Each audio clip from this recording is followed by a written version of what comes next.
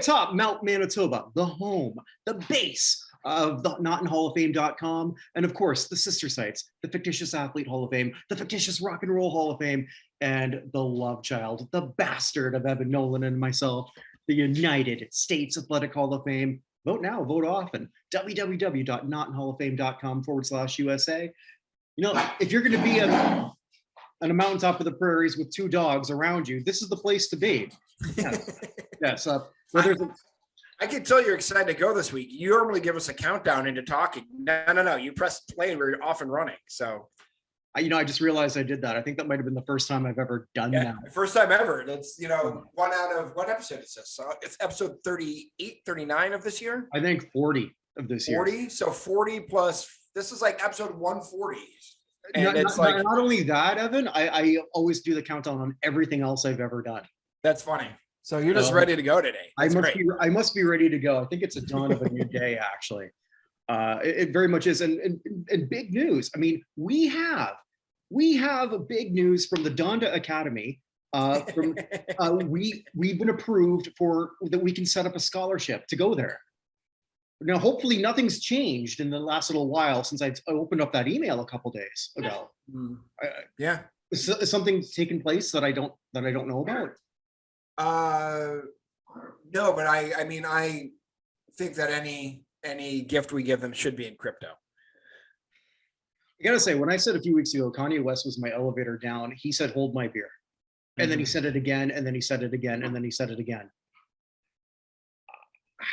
He's fucked. Okay, well, yeah, he lost $2 billion in net worth this week. Okay, I did not know that.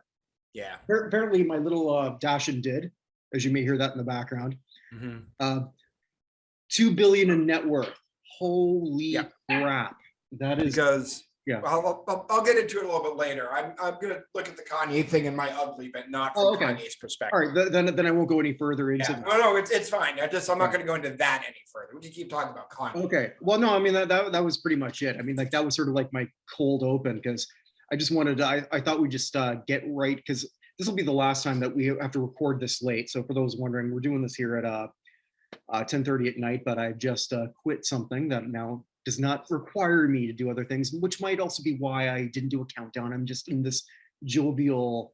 Yeah, a weight has been lifted off your shoulders. But here's my question for you. Can I take a load off, Fanny? Sorry. Anyway, go on. Who gets in the Hall of Fame first? Kanye or Pete Rose? Oh, I thought you were gonna say Antonio Brown. I'd say Kanye because Kanye can feign mental illness and then somehow get forgiven at this point. Pete Rose is never going to play that card. True. And I wonder if Pete Rose gets in posthumously at some point. They're just waiting for him to die. Probably not. I mean, they won't do it for Shoeless Joe. Why are they going to do it for Pete? And no one ever called Shoeless Joe an asshole.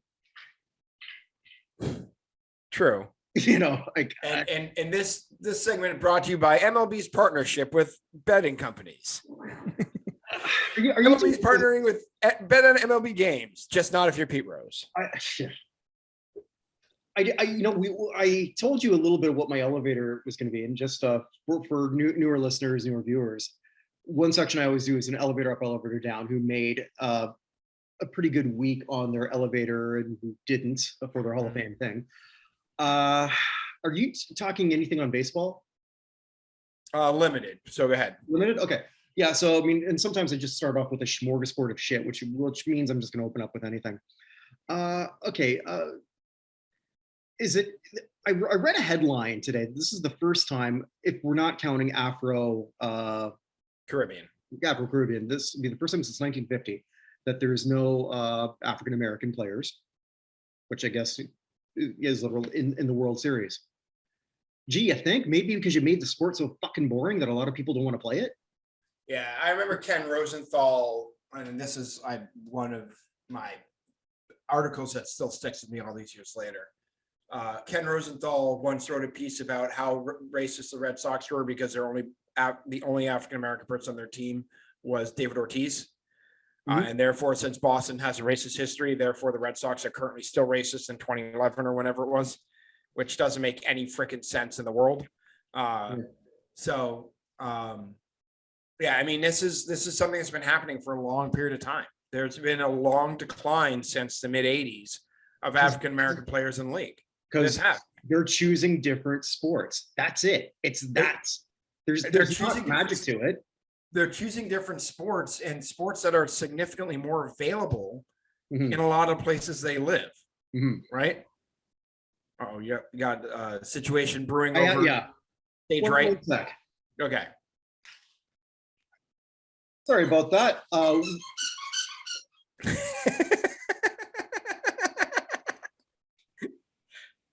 Two dogs.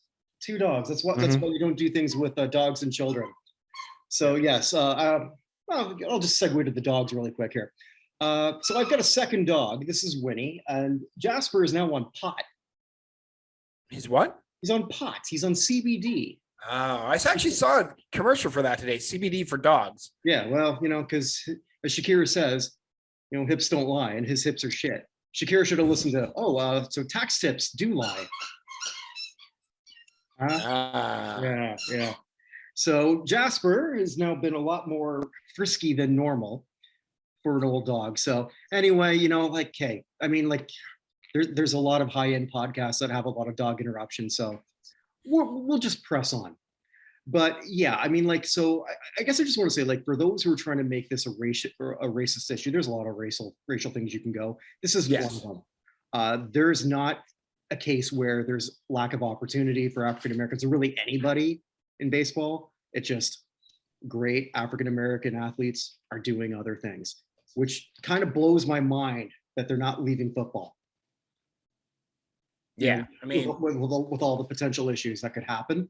So I guess you and I, we call out again for two middle-aged white guys who are doing that, but we do our best to try to call it when we see it. But and then say when it's not. This is not a situation which I think that the teams and or whatever are racist. This is a situation in which the leadership of Major League Baseball, which, let's be honest, is lackluster, has done a terrible job in investing in the sport in the United States in minority communities. Or really in any community, or making it interesting for people to want to do. Yeah, that's true. And I think that's really a big part of it. This is not something, baseball's not cool, and it hasn't been cool for a long time. Yeah, I mean, I will tell you this. This is just one person. My son has absolutely no interest in any sort of baseball game. Now, I've only brought him to minor league games, but he doesn't want to watch it on TV. He's not interested in any sort of thing. I haven't brought him to a major league game because if he's not going to enjoy it, why am I going to bring him there? The minor league stadiums at least have bouncy houses he can go to if he gets but he has absolutely no interest. He absolutely adores soccer. He thinks it's the greatest thing in the world. And this is something opposite from what the boomers are telling us, that soccer is this boring, terrible thing. But at least in soccer, even if there aren't a ton of goals, the ball is constantly moving. Something is constantly happening. You can see, if you pay attention, that people are moving back and forth. It's hockey, sort of the same way. Yeah. Just there are fewer people scoring in soccer than in hockey. Baseball is long periods of nothingness. Well, and also too, they don't make the things that should be exciting.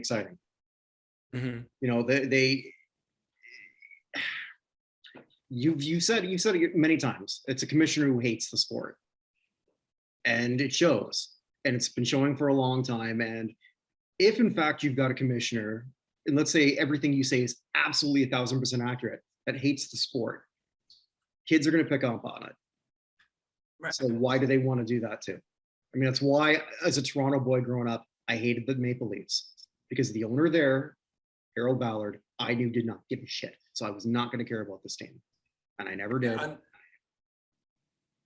Unlike the owner of the Padres, who was asked about if they were going to spend more money. And he said, I'm a rich man. I can't take it with me. I get a lot of enjoyment out of this team being good. I'm bummed out. I wanted them to get through. I really did. I really did.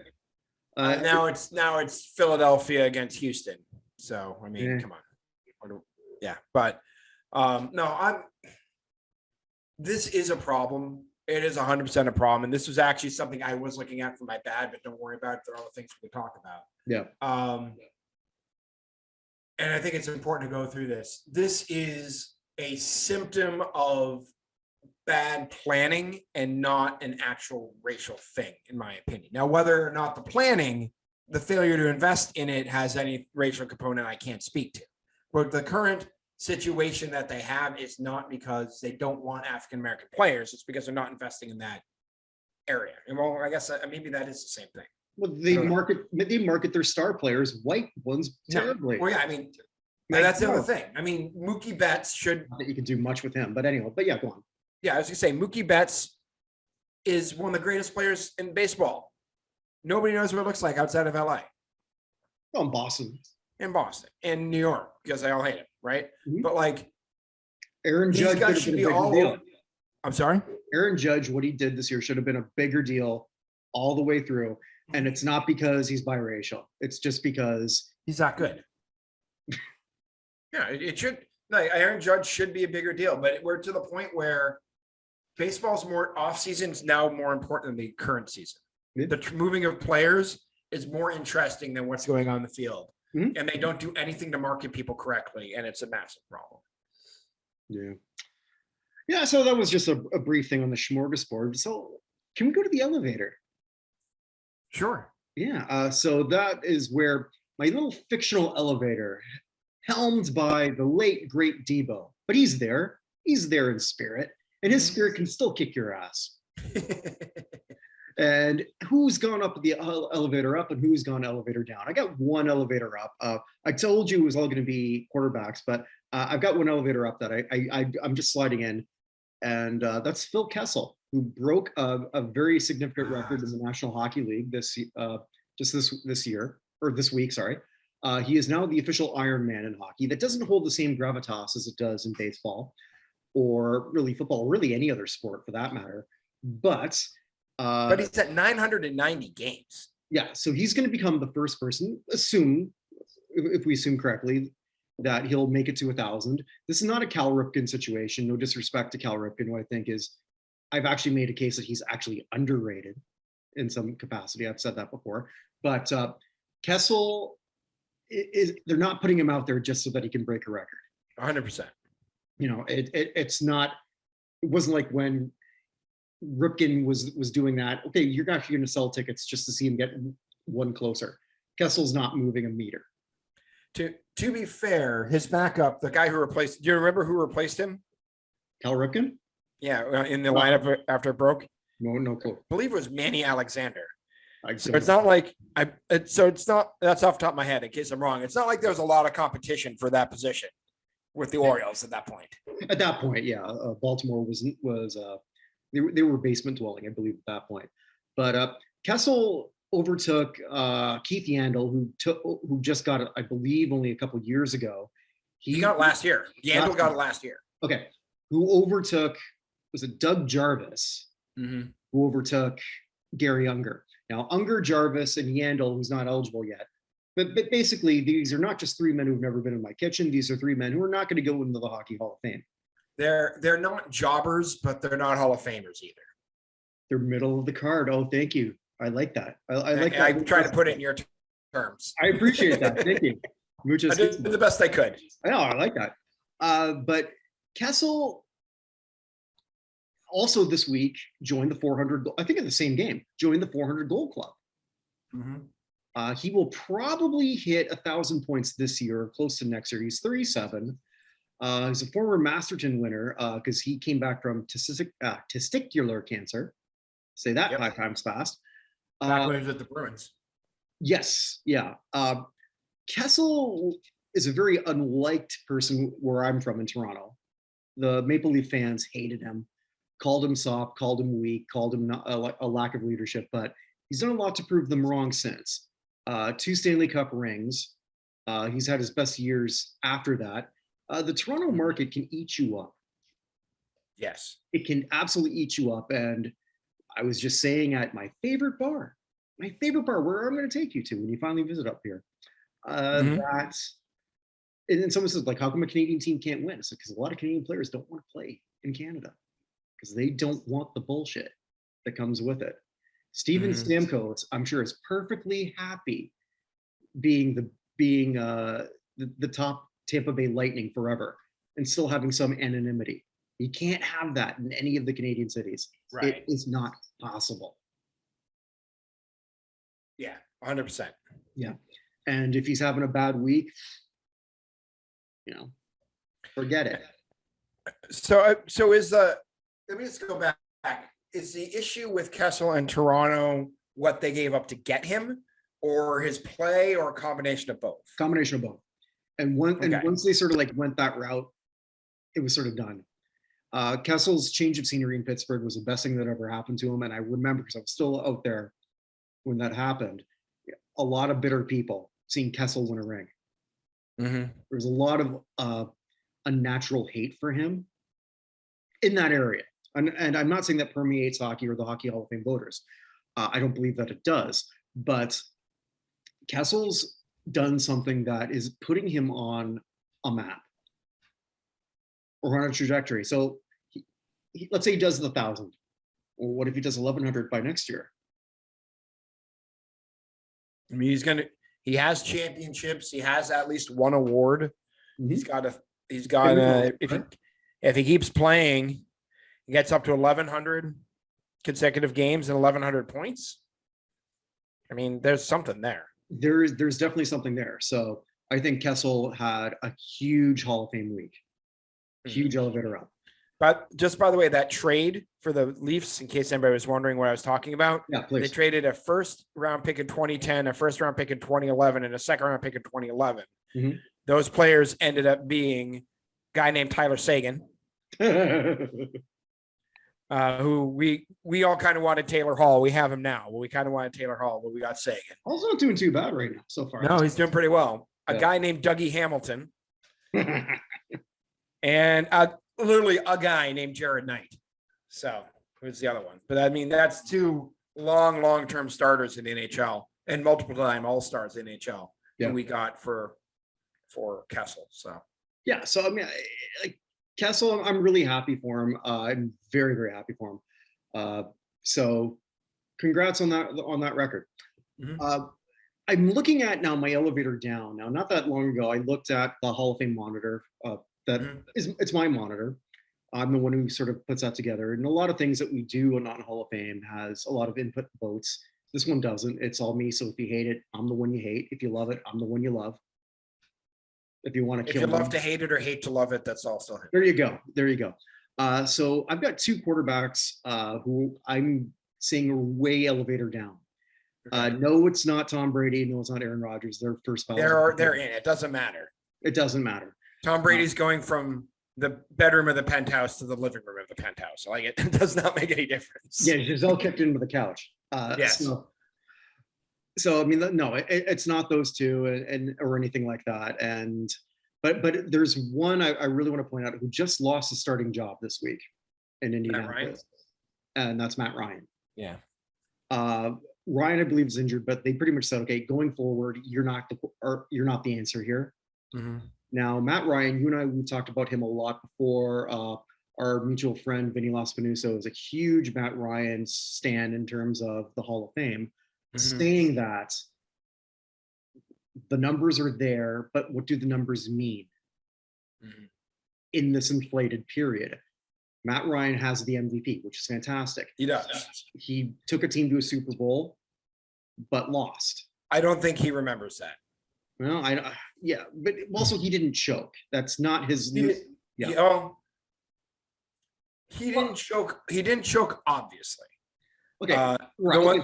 Fair. One of the biggest problems the Falcons had in that game was they had that big lead and then were routinely snapping the ball with like 12 and 15 seconds left on the play clock. Right. They extended that game unnecessarily for the Patriots, and thank you for that. A good BC alum helping out his local college area. So, right, but Matt Ryan wasn't roasted for it like other Super Bowl quarterback losers. Donovan McNabb. I was more thinking of Cam Newton. Cam Newton, yes. Cam Newton's actually the first one that will come to mind and something like that. But yes. But now Matt Ryan is now in Andy Dalton territory, which is he's gonna start if you're sort of stuck. Mm. He's not, I believe, and I didn't check this, but I know, I think I'm right. I think he's right now 5th all time in passing yards. Which is insane. It is. And Matt Ryan has never felt like a Hall of Famer to a lot of people. We talk about Joe Namath a lot. Joe Namath, stat-wise, is not a Hall of Famer, but Joe Namath won the most important Super Bowl ever. I think we can agree. Yeah, 100%. I mean, there are things that go well beyond with Namath. And again, he may be the worst player in the Pro Football Hall of Fame. Won it. In terms overall, not only did he win it, he called it, won it. I mean, it is an iconic moment that can never ever be forgotten. And you cannot tell, and to borrow a line from your friend, can you tell the history of football without Joe Namath?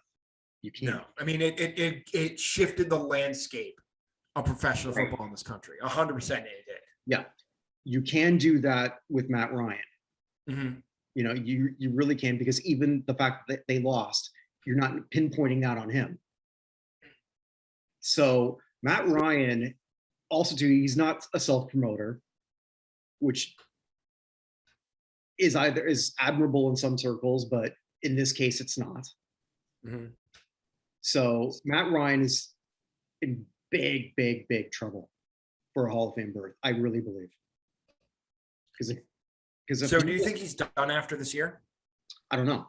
I don't know if he's done after this year. What is his age? 34, 35? I'm not even sure. How old is Matt Ryan? I'll look that up. I mean, but when he did play, he was not good. 37. 37. Okay.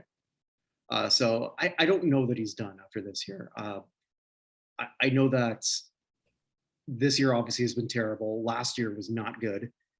Mm-hmm. The narrative on him has quickly changed, but not as quick as the other quarterback. And that's Russell Wilson, who did win a Super Bowl, mm-hmm. who's not playing right now because of injury. But this year he's been absolutely atrocious. And he's never gotten a single vote for MVP, famously. Okay, I didn't know that. He has never received a vote for MVP in his career. But an 8-time Pro Bowler, I believe. Mm-hmm. I might be off on that, but I don't think I am by much. Russell Wilson, though, did win a Super Bowl. Was a huge part of that, but right now... And also famously lost the Super Bowl to that same guy. Yeah, but that wasn't his fault. No, I don't think people are blaming Russell Wilson for losing that Super Bowl. No, they blame Pete Carroll. And they should. Yeah. And they should. So, no, yeah, Russell Wilson sort of gets a pass on that one, but now the narrative on him is plummeting, and I'm getting Donovan McNabb, Washington Redskins vibe.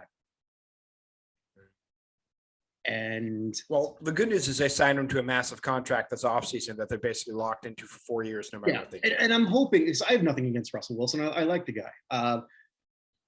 But something's off on him. And it was off before we learned about this injury. And narratives on quarterbacks change so quickly, much like how many articles were written just 6 months ago. You know, Matthew Stafford's a Hall of Famer. You know, Joe Flacco is a Hall of Famer. You know, we've seen this play out before. Stafford, I think, will ultimately be a Hall of Famer. Really? I do. Because his numbers by the time he's done, unless he completely falls on his face, are going to be way ahead of Ryan's. Like, he's 34 at this point. He has a Super Bowl win. No MVP. No MVP. But I mean, he played in Detroit. True. Yeah, we've talked about him before. Yeah, that'll be really interesting. Like, I do like Matt Ryan a lot. And I've watched, as a Saints fan, I've seen a lot of Matt Ryan. Mm-hmm. Like a hell of a lot of him, and a lot to hate him as a player, not like, you know what I mean? Yeah. As an opponent, I should say. I should be very clear on that. But yeah, but these are two quarterbacks, because usually I hate sort of like jumping a gun in mid-season. Mm-hmm. But yeah, man, I don't know. I will say there is one person I think may have gotten a Hall of Fame boost this week. Who's that? You did not mention NFL. That's Christian McCaffrey. Just from the trade? Just from not spending the rest of his life in Carolina and going to a team that is going to matter, in a division that's going to matter, and a role that's going to matter. I don't know if the 49ers are going to do anything. Like, the whole NFL is completely wide open this year. Parity is here. Even the Chiefs. What? Parity is here. Yeah, parity is 100% here. Even the Chiefs defense, like the Chiefs, like really good, but that defense is vulnerable. I honestly, scarily to me, think the Bills are actually the best team in the league. I'm a fan of a 2-5 team, and I still have playoff aspirations. You know, that division you certainly do. The number one team in your are you watching the game, or do you care? I was seeing how they were leading when I stopped watching. Okay, the Tampa ended up losing. So okay, how did Justin Tucker do? Because he's my. I know Mark Andrews. I could check that in a second, but the point is, I don't care. The point is, they were first in the league. They were first in the division. Sorry, so this was a good day for me. Tampa, yeah. So you're now a half game out of first at 2-5. Love it. So I have a reason to tell my wife. No, I really got to watch this game against Las Vegas. Justin Tucker went 3 for 3 on extra points and 2 for 3 on field goals with a long of 30 yards. Mm-hmm. That's not nice. Oh well, but yeah. So I mean, it's been a very interesting season. Reminds me why I love football so much, but at the same time, I've also been very critical of it. But anyway, yeah. So that's been my elevator. Okay, so now we go from the elevator to all the way down to the basement, 6 feet under. So basement 1. See what I did there? Look at that. Yeah, I do see what you did there. All right. So this week, the Beige Mistress was quiet, fortunately. Okay. Good. We had that going for us. But let's start with college basketball. So these are the folks who passed away this week, starting with Jim Bola, the former coach of the women's Running Rebels at UNLV, their all-time head coaching winner in games won.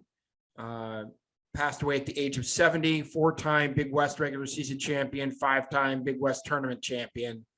Also, they had director of development at UNLV for a long time. He also coached at Hawaii, passed away at the age of 70.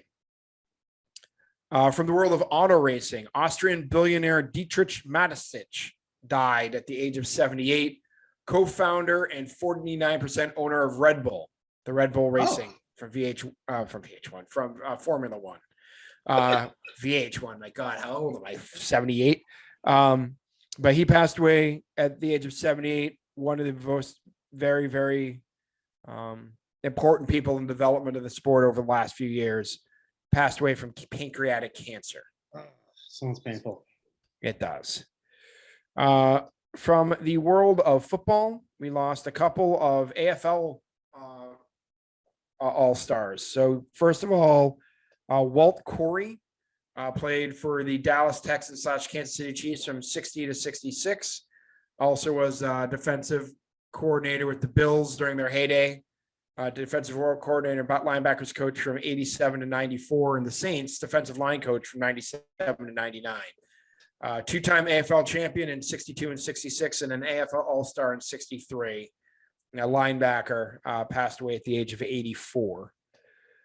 Also passing away was Dave Herman, who played offensive guard for 10 seasons with the New York Jets, member of their Super Bowl winning team in Super Bowl III, AFL champion in 68, AFL All-Star in 68 and 69, 3-time All AFL in 67, 68, and 69, passed away at the age of 81.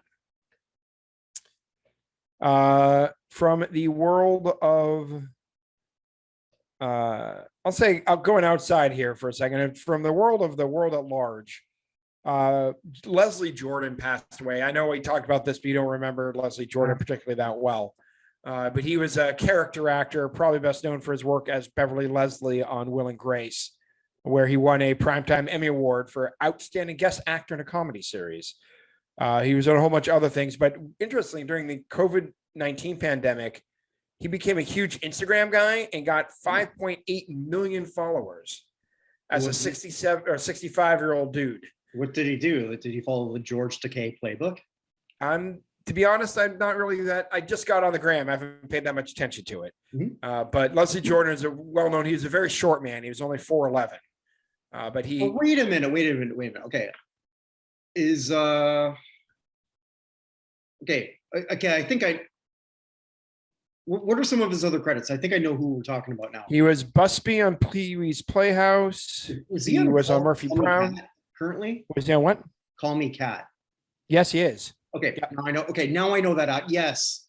He was in Evening Shade with Burt Reynolds. Correct. Yep. Yeah. Okay, I know exactly who you're talking about now. Also, has been a whole bunch of different seasons of American Horror Story as various characters. Yeah. Okay. But he had some sort of health condition and crashed into a building in Los Angeles, and while driving, and passed away at the age of 67. Sure. So. Okay. Also passed away last week. We lost Angela Lansbury, or a couple weeks ago. This week we lost Ron Masak, who replaced Tom Bosley on Murder She Wrote as the sheriff of Cabot Cove, the city with the highest murder rate this side of East St. Louis. I'm telling you, it was her. She did it. The biggest serial killer of all time is Jessica Fletcher, and she was never caught. I never guarantee it. I was watching. Actually, I was thinking about you earlier today, like right before I started my shift, which I don't have to do much longer. But anyway, there was this one YouTube channel I watch, and they mentioned they were talking about a reality TV show person, Big Ed, from it said how he was going all Claude Frollo. Oh, nice. Yeah, that only means something to Evan and I, but yeah, I'm going to bring that up. So he's really become in favor of genocide of the gypsies. Good to know. It worked. I didn't pay attention. I'm kidding. Yeah, but I ran with it. Yeah. So Ron Masak was 86. So also passing away, Jules Bass. Now, do you know Jules Bass? You know so many things he did, but do you remember any of them? I'm not even familiar. Do you remember Rankin Bass Productions? Nope.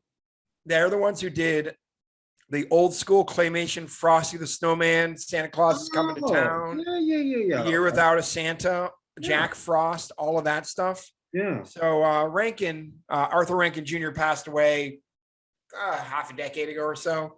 Jules Bass, the junior partner, passed away at the age of 87. So many of those things. Vibes going on right now. Yeah. Well, if you're not thinking about, the Ballad of Smokey the Bear, on a routine basis. So everyone else we lost is from the world of music. We'll start with Betty Crutcher, American songwriter, wrote "Who's Making Love" for Johnny Taylor, which was nominated for Grammy for Best R&B Song. Also wrote music for the singers Sam and Dave and Albert King. Johnny Taylor, the father of one of our good friends of the show, Fonda Bryant. There you go. Yeah. Yep. Passed away at the age of 83. From REO Speedwagon, one of the members, there have been lots of them over the years, but guitarist Greg Philbin. How'd you hear it? Did you hear it from a friend who? Heard it from a friend who? Heard it from another who's been messing around? All right, thank you. Yeah. So he was there from 6. He was the bass player and did better in practice. We did practice. That one worked better in practice that day. It did work better in practice. At the time, to be honest, I was trying to look up when he was a member of the band. But Philbin was the bass player and backing vocalist from 68 to 77. Wait, well, REO Speedwagon's been around since 1968? Formed in 67. Holy shit, I didn't know that. Yeah, their best selling album came out in 1980. So, damn. Yeah. I had no idea. Yeah. He passed away. He was 75 years old. We lost a couple of people related to music, but who are probably less well-known than their more famous siblings. One of whom is Lucy Simon. the older sister of Carly Simon, Oh, member of the Simon sisters, who they started in 1963. And was a member. Their song "Winkin', Blinkin', and Nod" became a hit, number 73 on the Billboard Hot 100. She also won a Grammy Award with her husband Dave Levine for the best recording for children for Harmony in 1981, and then for In Harmony 2 in 1983. Also won a Tony Award for composing music for the Broadway musical The Secret Garden. Yeah, Carly Simon lost both of her sisters on back-to-back days. Her sister Joanna and her sister Lucy died back-to-back days this week, both of cancer. So Lucy was 82. Her sister Joanna was 85. they're both older than Carly. How Both old is older Carly? than Carly. Yeah, Carly is 70. What is she? Last time I saw. Oh yeah, that's a weird thing. Apparently, nobody knows what year Carly Simon was born. She's either 77 or 79. It's weird. She was either born in 43 or 45. Last time I saw her, she looked way younger than that. Yeah, 100%. She's, by the way, she's not going to be performing at her induction at Rock Hall. She's going to be accepting her nomination via video, but I believe it's. I saw who's going to be doing it. Hold on, let me just grab it right now. You know what we should do while you're doing that, while you're looking that up? I'll throw this out at you. We should sort of like set up sort of like a live thing where we're all watching that, you, me, and a few other people. Okay. Sort of like a live reaction thing or something like that. Because we're going to be more interactive. Because why? I don't have to work for anyone else anymore soon. 13 more chats. So You're So Vain is going to be performed by Alanis Morissette and Olivia Rodrigo. Okay. At the thing. Olivia Rodrigo is super excited about it. So they're going to be performing You're So Vain because Carly is not going to be there. So Alanis is a good choice. I can't say that I'm not familiar with Olivia Rodrigo. I think she's only 20. she's a good singer. I can tell you that much. Yeah. No, I mean, I know what she sounds like, but I mean, obviously, I'm not. Obviously, her body of work is not exactly wide scope because how can it be? She's 20. Correct. But, yeah. Also passing away this week, Robert Gordy, the brother of Barry Gordy Jr. and that one I did hear. Yeah. And the uncle of Red Food. Passed away at the age of 89. He was a recording artist under the stage name of Bob Cayley. It was the youngest child of Barry Pops Gordy Sr. But he wrote songs for the Contours, Marvin Gaye, and the Supremes, along others. Your Kiss of Fire for the Supremes, You're What's Happening in the World Today, and The World is Rated X for Marvin Gaye, and Minnie the Ugly Duckling for the Contours. But yeah, so there you go. And lastly, we got one more. Sorry, one last one. I apologize. Don Edwards passed away. Cowboy singer, a member of the Western Music Association Hall of Fame. Also, if you ever saw The Horse Whisperer, he played Smokey in The Horse Whisperer. And he also is the guy, if you ever saw the documentary Grizzly Man, he's the end credits has a song called Coyotes. He's the one who sings that.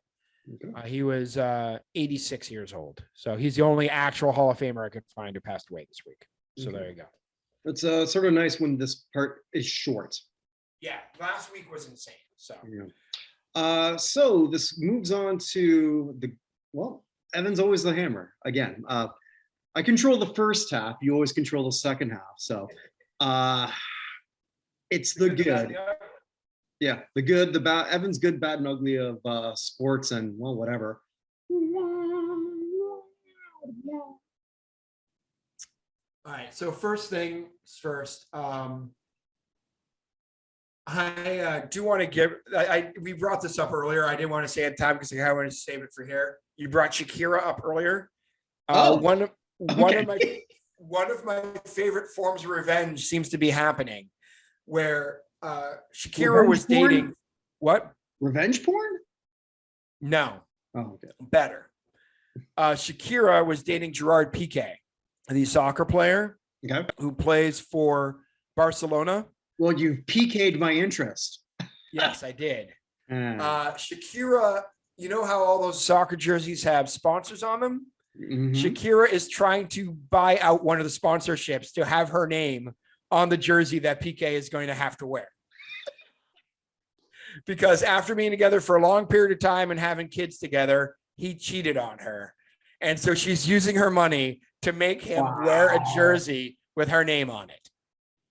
You know, when I brought up Jasper's hips, my corgi, I did not see this. Yeah, I had it sitting here. I just think Wow. that is one of the best revenges I could think of. Just Wait a minute, how can she afford it? Doesn't she owe a shit ton in tax? I do not know exactly how that works. It's not going to be the main sponsor. It's going to be one of the things on the jersey. Okay. So, yeah. And believe me, Barcelona needs as many sponsors as they can get. That team hemorrhages money.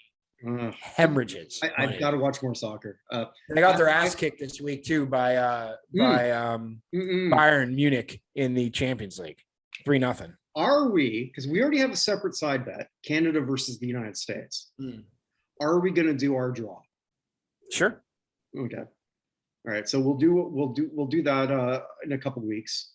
Yeah. We'll have sort of like our draft. Your first pick is Canada. My first pick is US. We'll go from there. I think that's fair. Yeah. So yeah, because like that, so that we don't sort of cancel each other out. So we have a separate bet, Evan and I, just who's going to go farther, Canada or the United States. I think It's going to be Canada. I don't know.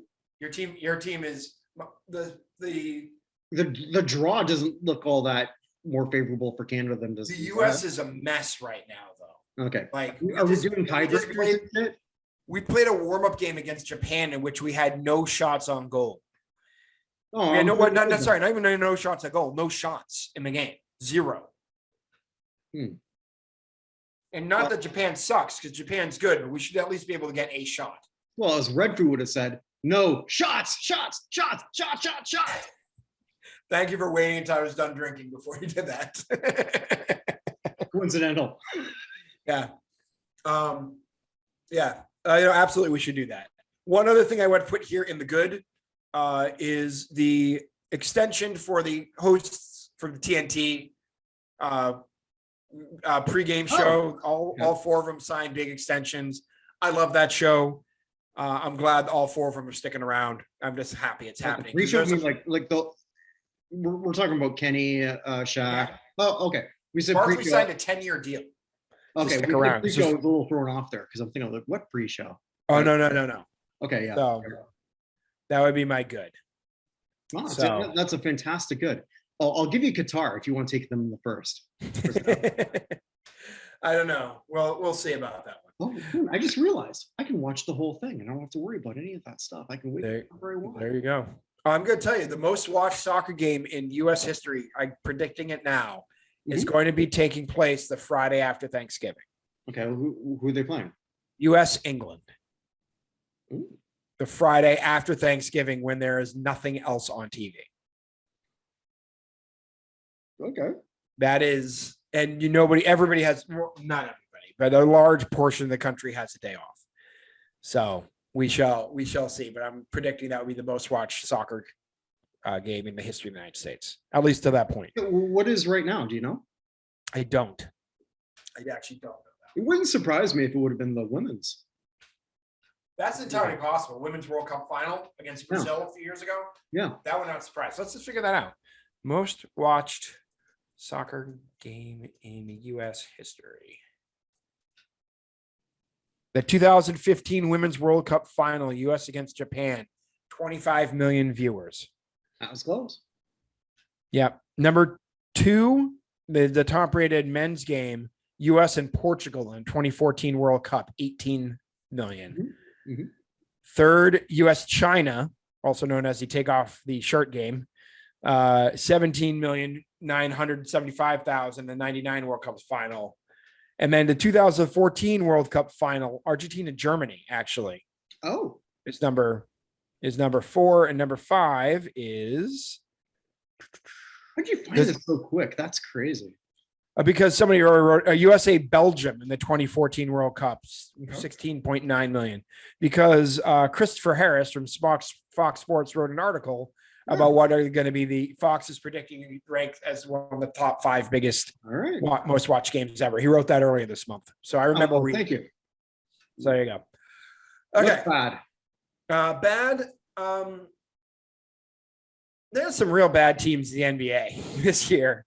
And it's not going well. Lakers have already been eliminated, by the way. Pretty close. It's going to be an interesting race between Doc Rivers and Steve Nash to see who was going to be the first coach fired this year. Hold on. Let me get the standings. So the Nets lost again tonight in overtime to the Mavericks. Hold on. Stop highlighting things. The Sixers are 1-4. The Lakers are 0-4. The Sacramento Kings, who had a lot of buzz at the beginning of the year, are Sacramento kinging it up. They are now 0-3. And the Nets are 1-4. So they are combined 2-12 so far this season. Then it'd be Nash, because Doc Rivers has a pedigree of winning as a coach, and Steve Nash is shit. Does he? In He won a comparison to Steve championship. Nash, yes. You won a championship with my team in 2008. The only Which one we is won. something. What has Steve Nash won as a coach? Nothing, but No. Steve Nash also hasn't blown the most 3-1 leads in a series in NBA history either. He also can't get a team into a series. Well, that's true. They did get swept by Celtics last year. Steve Nash has got to be the first one to go. It's going to be interesting. Some of this basketball is just not good so far this year. Siakam's doing great for Toronto right now. That is true. He's not better than Jason Tatum, though. Toronto. I know the interwebs say that every time. I'm a big fan of Jason Tatum. Yeah, I know, but I'm just saying. I'm talking to Raptors Twitter right now, who talk about that pretty much constantly. I'm not. You think I would have? I'd know that on Raptors Twitter, but I don't. Yeah. So we'll see how this goes. But yeah, the Lakers are 0-4. They re-signed their general manager. What? LeBron James is their head coach and general manager. Well, their general manager, they re-signed for 4 years, despite the fact, he actually listened to LeBron James. Is LeBron, is this his last year? LeBron? Yeah. No, he's got one more year, but they're making it seem like it is with like this marketing campaign and shit that I've been watching. Maybe, but doesn't he want to play with this kid? Yeah, he does. But I mean, his son has to get good enough to be there. I will say this though: the team that's happiest right now is the Pelicans, because they have the Lakers' first pick this year. Oh, so if they're really bad and that kid whose name I can't pronounce, who's really, really tall and lanky and super good for his size, is there and they get the first pick, that's going to Pelicans. Love the city of New Orleans. I'm a little biased. Yeah, I understand. So it's just not looking good for the Lakers or the Sixers or the Nets. And yeah, but as fans, right? I mean, like we just talked about the NFL. I mean, we don't know who the hell is going to win. No, and we're super early in the season. I will tell you this: the Lakers are not winning. So it's not impossible. I do think we have to set up something closer to. So we have this giant draft, and I think this could be fun. Maybe we could draft a couple other people to be part of that, where we are just looking at a combined thing. You're picking just from the combined NHL and NBA. Okay. Playoffs go around the same time. We almost came close to that. I think that could be really, really fun. Okay, I'm fine with that. I'll take the Celtics and Bruins. You can have the rest of the league. Is that our bet? I'm fine with that right now. Yeah, we'll see. The Bruins, I feel very good about the Bruins. Celtics road is going to be a lot harder. The Bruins were supposed to be terrible while they're waiting for all their players to come back. And other than a very strange defensive game against Ottawa, their only loss is to Ottawa. Ottawa's not so bad. No, they're not. They're much better than expected, but even much better than expected, there is no situation in which you should be giving up a touchdown to Ottawa. I just went to Winnipeg, St. Louis, which is a lot of fun. So shout out 4-0 Winnipeg. Nice. I'm all in favor of that. Screw the Blues. Not a fan. All right. Anyway, so that's my bad. Is just all the race to the bottom in the NBA. I disagree with you. I think that Doc's fired first. So side bet? Sure, 100%. So okay. Is it just who's fired first? So let's say Nash gets fired first between him and Doc. But someone else was fired before that. No, it's just between the two of them. Just between the two of them. I want to hold off. I want to look at their contracts. All right, sure, no problem. Okay, yeah. Then the ugly. We're going back to Kanye for this, but from a different angle. Okay. There are 3 companies: Fanta, Volkswagen, and Adidas. That if you are going to get in bed with a celebrity, and they start spouting off anti-Semitic stuff, you kind of got to nip that in the bud immediately. Because there are a lot, I mean, it goes for pretty much anyone. Yeah. But specifically the 3 companies that were, founded by the Nazis. And yeah, Kanye started all this stuff 19 days before Adidas did anything about it. And their own people were calling it out. This is ridiculous, everything like that. Old people don't buy sneakers. Well, they do. They're all just New Balance. But old people don't normally buy. I'm glad I can have a drink in my hand. Yeah. Old people don't buy sneakers. Young people do. And Kanye's part of the reason they didn't drop him right away, more than corporate ethics or anything, is Kanye's relationship with them is about 10% of their global sales represents Kanye's relationship with them. And they're already having a terrible year and are going to be posting a losing year for the first time in a long time. They're going to definitely be way down. It's going to be a massively losing year. That probably more than anything else is the reason they didn't do anything. But their silence really is going to end up costing them a whole lot more longer term than just coming out with a statement. Like, hey, we're aware of the statements made by Kanye West and we're reviewing everything. But Kanye came out, it's like, I can say whatever I want. Adidas isn't going to fire me. And then they're like, yeah, we're just going to sit here for a week and not do anything until it just got to the point they had to. And at that point, the damage was already done. Yeah. So I can admit, I did not even know that he was a sports agent. Yeah. I was not even aware of that. And Aaron Donald and Jaylen Brown distanced themselves very, very quickly from that. What I understand with Jaylen, though, was sort of interesting because I did see on his Twitter that he was trying to defend the school because I guess he went to that school. Well, he was doing stuff for the school. Or was doing stuff for it. Okay. All right. Yeah, the school's only been in existence for like 15 months. Oh, okay. Well, I take that back. Yeah, no, he and Aaron Donald had both partnered with the school and were working with the kids there. Okay, got it. So they were not represented by Kanye's team as an agent? Sports that I'm not sure of. Okay. I think actually Jaylen Brown was. Was it? Okay. And I think I think they both were, if I'm remembering correctly. Which are bad decisions, period. Not because, well, just because why would you do that with someone who's never done this shit? Did you not learn from Ricky fucking Williams on this?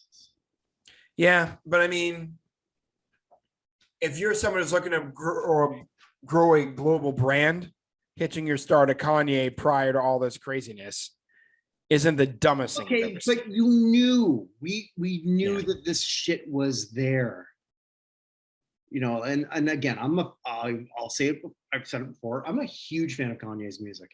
A lot of people are distancing themselves from that, but I do think Kanye is a genius. I think he's troubled. I think he's massively troubled. Kim Kardashian has said this. Not that I want to like quote Kim, but I think Kim is not nearly as stupid as she wants us to think she is. But Kanye has finally crossed that line. I thought he would have crossed it a couple years ago when he was doing that running for president and said, Harriet Tub, what did he say? People can choose to be a slave. Yeah, people chose slavery. Right. Essentially. Yeah, essentially. And I don't have that exactly. I don't have the direct quote in front of me either. Yeah, but I mean, it was like there's a YouTube thing where he's doing sort of a speech and just he says something like that, and people are just going, nah, I'm done, and they're walking out. So Kanye has different ideas that, how do I put it? It wasn't that many dominoes to get to where we are. True. As I guess what I'm trying to say. So for him to sort of like be canceled at this point, I'm not surprised. Nobody's ever canceled though. Well, okay. Nobody's ever canceled. Okay, but you know what I mean. Yeah. So I mean, so at this point, Kanye has, or Ye, I don't know why people change their names. I don't get it. Whatever. But anyway, this is not a surprise. This is disturbing. I still think he's a musical genius. I still think that I would still vote for him in a Rock Hall if I had a ballot, which I'll never have. So, which is pretty much irrelevant. Sorry, when you said I don't know artist changed his name, it went through my head. The artist, formerly known as the artist, formerly known as the unpronounceable symbol, formerly known as the formerly known as the impronounceable symbol, formerly known as the artist, formerly known as Prince, formerly known as Prince. Yeah, it's So it's a shame, but it's just I honestly think Adidas has, by acting as slowly as they did, has done more damage long-term to their brand than I think they realize. Okay, I think they'll recover, but we're also in this weird stage right now in the world where it'd be a lot easier if Kanye was white. I suppose. No, because like with what he said, it's a lot easier to just sort of like say distance everything here. We're now in something where the most, apparently, in a world where Kid Rock exists, that the most apparently in a world where Kid Rock exists, yes. Not apparently, yeah, I shouldn't say apparently. Although it may be Dr. Phil in a wig, I can't tell. I saw that. It's so true. It's ridiculous how much they look alike. Oh my God, you're so right. My favorite meme, and just so that I saw, and I'm not a big meme guy, but I love that it was MTG and Lauren Boebert. They were just like they were yelling at something, and this Kid Rock's groupies or something like that. Just yeah. Anyway, Ted, splash that here if you can. Oh God. I thought it was hysterical, but we're in a weird place right now where the most racist musician apparently is a black man. The most racist comedian is a black man, and Dave Chappelle. So, I mean, does Adidas get confused? I don't know. Yeah, I guess. I mean, like, does that sort of like hold them from like, does that make them wait to see what everyone else does? There was a Jewish comedian this week, and I don't remember his name, who had a set before this all happened, like a week before this all happened, saying that wokeness covers everything except being racist against Jews. It covers everything but anti-Semitism. Because if you get canceled, if you're against Asians, LGBTQ, Black, everything like that, if you go against someone who's Jewish, they send you to a Holocaust museum. which is the worst, which is what happened, because the LA Holocaust Museum invited him to come in and walk through, and he said, if I want to go to Holocaust Museum, I go to Planned Parenthood. Yeah, seriously? He did say that. Yeah, he said that this week. Holy fucking shit. I did not know that. Yeah, but The comedian went on to say, that's the worst idea I've ever heard. You have someone who hates Jews, you're like, here's the Holocaust. And they're going through the whole thing like, oh my God, this is amazing. Yeah. So yeah. When you come here, there's the Human Rights Museum here in Winnipeg, which is like really it's pretty powerful. My wife and I, we went to that, and I think you'd Yeah. I've been to the Holocaust Museum in DC. Mhm. And I will say that's so well done, you never want to go again. I kind of feel that way about the human rights one, but Yeah. I would take someone there. Yeah. So But yeah, anyway, yeah, I don't know. I mean, I think Adidas will be fine. Kanye will not, but to your original thing, he does have legit mental issues. Oh, 100%. 100%. But He I'm can't not be even talking about him though. I just like I honestly think Adidas is in serious trouble with a whole bunch of the younger generation at this point. People of significantly all younger. races. Yeah.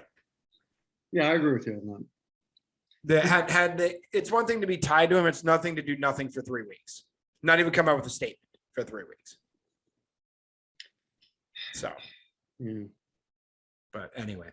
So on that happy note, that's no problem with ending with the good, the bad, and the ugly. Because the ugly is always so bad. Well, you know what? Maybe we should just start off with the ugly, bad, and good. We can do that. Let's do that next time. We'll do ugly, bad, and good.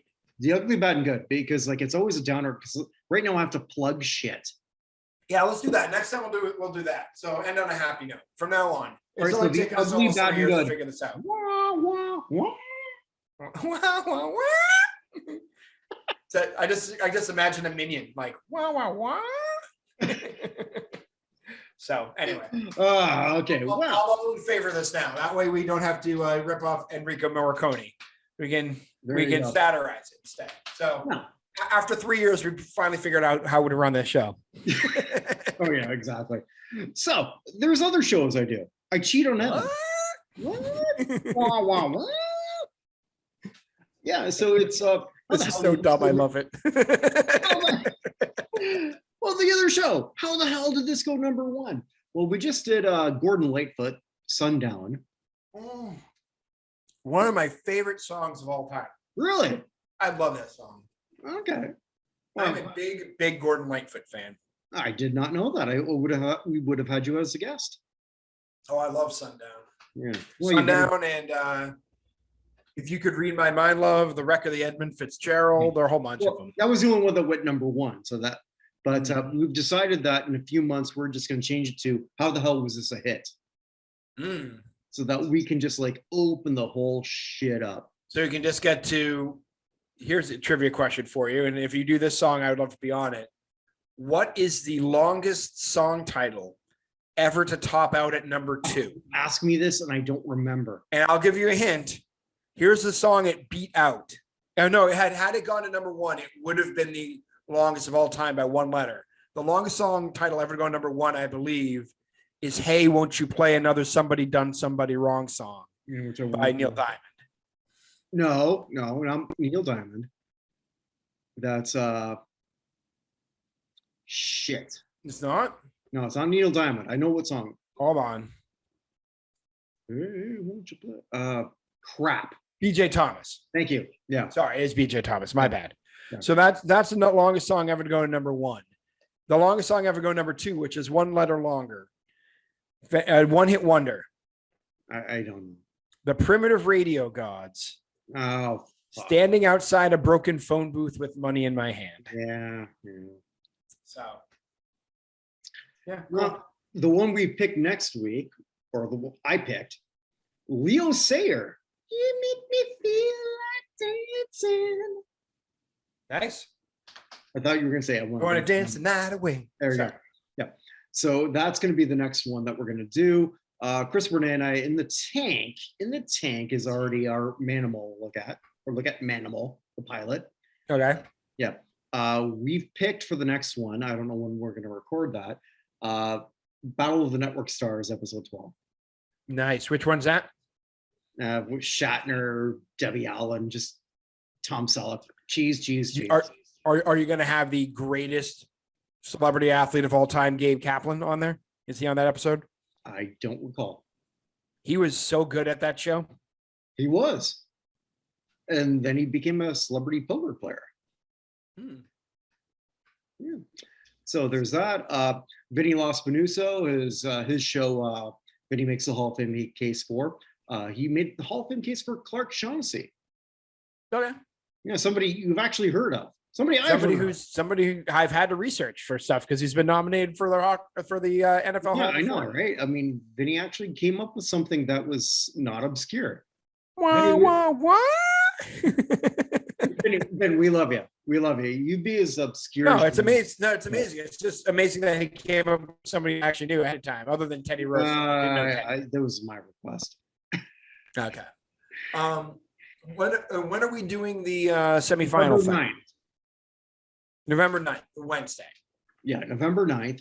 So okay, good. Because I will be traveling. I will be back the 8th though. So we'll be good. Cool. Yeah, so it'll be November 9th, I guess the day after your country does your elections or whatever the fuck. I don't know.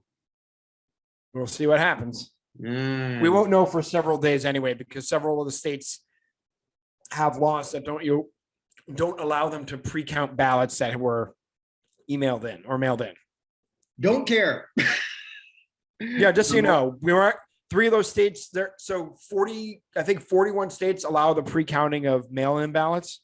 3 states do not. And unfortunately, among those 3 states are Wisconsin, Michigan, and Pennsylvania, who are battleground states every single time. So we'll see exactly what happens. I'm a lot happier not caring. I really am. Yeah. Who else is happier? Winnie. Winnie that dog. Winnie that dog. Winnie. Did I wake you up? Skinny little doxy who's not paying attention. All right. With that, I can't sing anymore because Disney will sue us. So they very well might. Yeah. They'll sue us for Mount Manitoba. Probably true. There you go. So wherever you all are, wherever you may be, stay safe, everyone. Take care.